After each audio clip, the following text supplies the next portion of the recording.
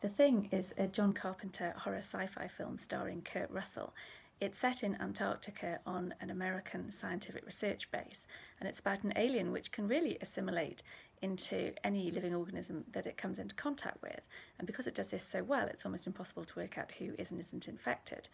It's already caused havoc on a Norwegian base nearby, so the Americans go over to see what's happened, and they find it pretty much burnt out.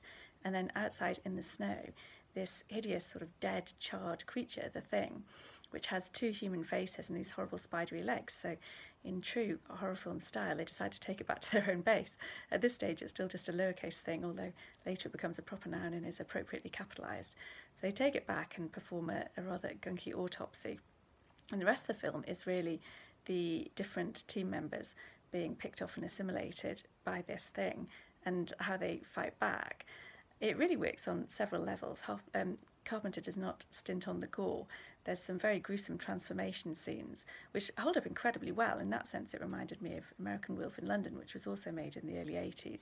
These transformations, which really could have been done yesterday, they're that effective. These ones are pretty gunky and gruesome, with sort of eyes popping out and flesh everywhere, and they still have these identifiably human faces, and you can really see the terror and the torture on their faces as this is happening to them. It's really quite effective. It also works on a psychological level. They are geographically very isolated and they can't escape. And they've been without communication to the outside world for 2 weeks before the story even starts. Their radios haven't been working. So they really are stuck there. And even within this team of people who've been colleagues and friends for a long time, the rising sense of fear and mistrust and paranoia between the team and who's infected and who isn't is really well done.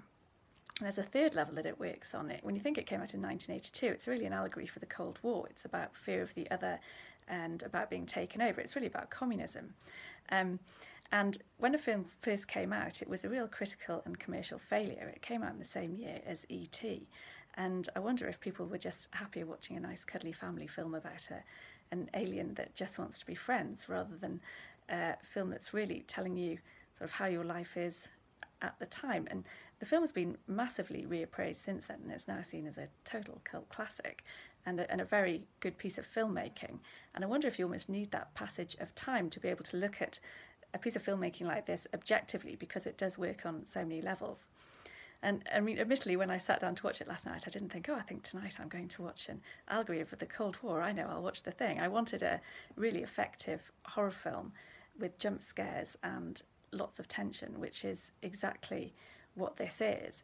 It's a really, really effective piece of filmmaking that works on lots of different levels, but also is a really, really classic horror sci-fi film.